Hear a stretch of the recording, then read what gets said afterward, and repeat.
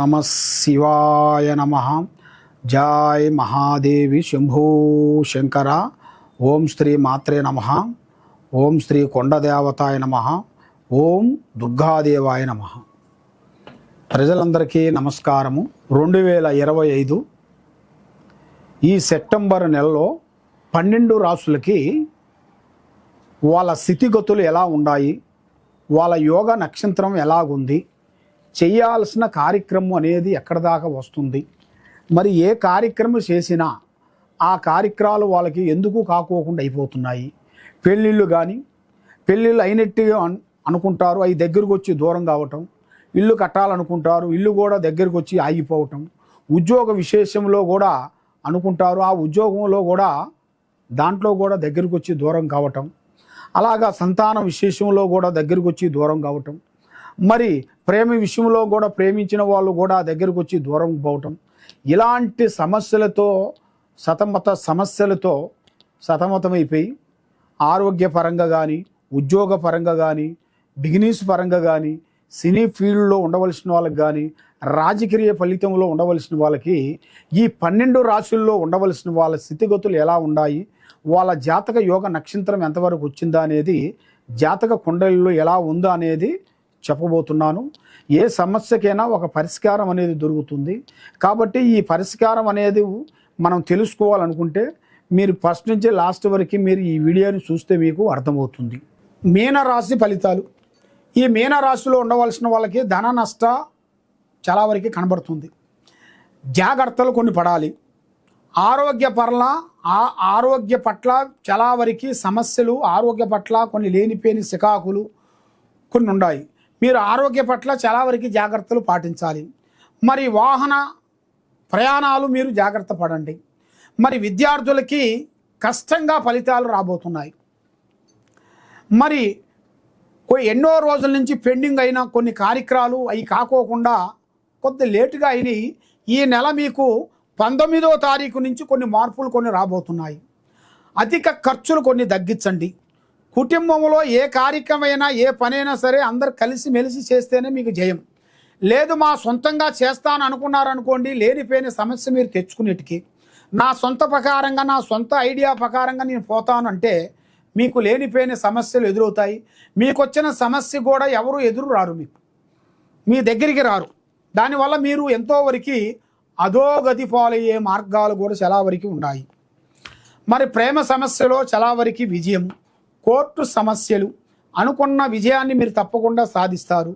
స్త్రీ విశేషంలో అనుకున్న స్త్రీ నీకు మంచిగా జయప్రదమయ్యే మార్గాలు ఉన్నాయి. ఒక స్త్రీ నుంచి మీ జాతక యోగం అనేది రాబోతుంది. కాబట్టి మీరు చేయాల్సిన కార్యక్రమం, మీరు అనుకునే పని ఎవరైనా సరే, ప్రాణము లాంటి స్నేహితుడు కానీ, మిత్రుడు కానీ, బంధువు కానీ ఎవరైనా సరే ముందు ఎవరికి చెప్పి చేయొద్దండి. మరి ఈ నెలలో మొదటిగా 19వ తారీఖు నుంచి కొన్ని కార్యక్రమాలు కొన్ని మొదలవుతాయి.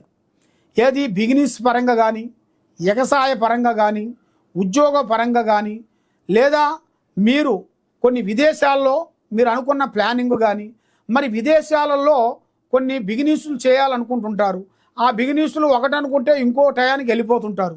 మరి మీకు ఈ నెల 19వ తారీఖు నుంచి మంచి అద్భుతమైన విజయమైన సాధించాల్సిన యోగం అనేది చాలా వరకు ఉంది.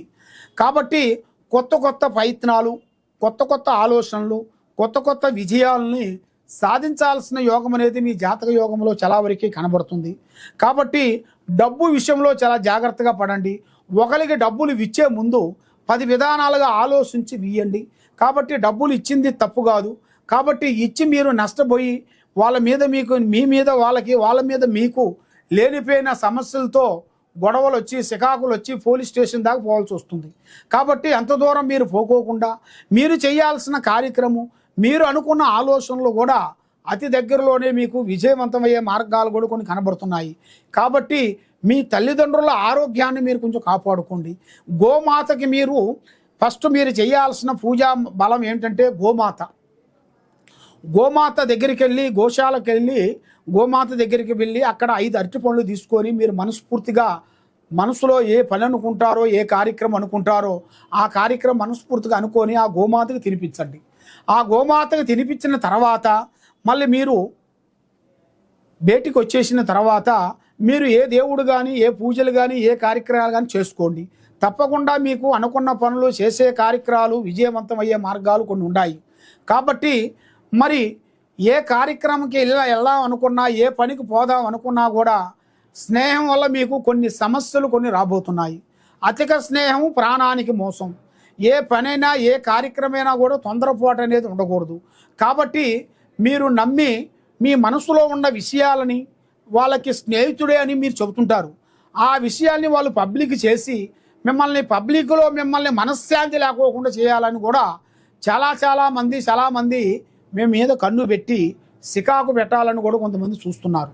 కాబట్టి ఏ కార్యక్రమం అనుకున్నా, ఏ పని చేస్తామన్నా కూడా తొందరపాటు లేకోకుండా ఆశు చూసి అడుగేయండి. ఏ కార్యక్రమానికి వెళ్ళినా ఎక్కడ పోయినా కూడా పెద్దవాళ్ళ ఆశీర్వాదం తీసుకోండి. కాబట్టి వృద్ధులను ప్రేమించండి. మీకు మీ సేతుకుంటా అన్నదానం అనేది చాలా గొప్పది. అన్ని దానాల కన్నా అన్నదానం చాలా గొప్పదానం. కాబట్టి మీ సేతుకుంటా గుడికి కానీ ఏదన్నా కార్యక్రమానికి కానీ ఏదన్నా మీరు ఒక ఆశ్రమం కానీ వెళ్ళినప్పుడు అక్కడ అన్నదానం చేయండి. తప్పకుండా మీకు మంచి జరుగుతుంది, మనశ్శాంతి కలుగుతుంది. కాబట్టి మీరు చేయాల్సింది మెయిన్గా మనకి ఏ కార్యక్రమం చేయాలన్నా ఏ పని చేయాలన్నా శివుడు ఆజ్ఞ లేనిది సీమ కుట్టదంటారు. అలాగా మీరు చేయాల్సిన శివుడు ఆరాధన చేయండి. శివ పంచాక్షరి మంత్రాన్ని మీరు చదవండి రోజు.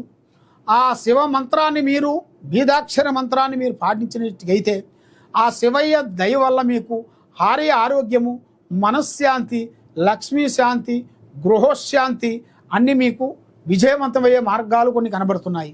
కాబట్టి మరి మీరు ప్రేమలో ఫెయిల్ అయిపోయి ఆరోగ్యంలో సమస్యలు పడుతూ పండుకుంటే కొన్ని కలలు రావటం, పిచ్చి కలలు రావటం, మరి ఇంట్లో ఏదో ఉండి అన్నట్టుగా ఏదో ధనప్రాప్తి ఉంది, ఏదో లంక బిందెలు ఉన్నాయి అనేది చాలామందికి చాలా సందేహాలు ఉంటాయి. కాబట్టి మరి ఇంట్లో కొంచెం సప్పుడు వస్తుంది, మరి ఇంట్లో కూడా మరి ఏమన్నా ధనప్రాప్తి యోగం అనేది ఉందా, దాంట్లో ఏమన్నా లంక బిందెలు ఏమన్నా ఉండయా లేవా ఏమిటా అని చాలామంది సతమతం అయిపోతుంటారు. కాబట్టి మీకు ఏ సందేహం ఉన్నా, ఎలాంటి డౌట్ ఉన్నా కూడా తప్పకుండా ఈ కింద ఉండాల్సిన నెంబర్కి మాకు ఒకసారి సంప్రదించినట్టుగైతే మీ ఇంట్లో ఏమి జరుగుతుంది, మీ మీద ఏమేమి ఉంది, మీ పిల్లల మీద ఏమేమి జరుగుతుంది, మరి మీకు ఏది అనుకుంటున్నారు, చేయబోతున్నారని మేము మొత్తం మీ పేరు బలంలో జాతక బలం అన్నీ చూసి చెప్పగలుగుతాం. దేనికైనా ఒక సమస్యకి ఒక పరిష్కారం అనేది ఉంటుంది. ఆ పరిష్కారం మీకు దక్కాలంటే తప్పకుండా ఈ కింద ఉండాల్సిన నెంబర్కి మమ్మల్ని సంప్రదించండి. సర్వో జనా సుఖినో భవంతు. ఓం నమః శివాయ నమః.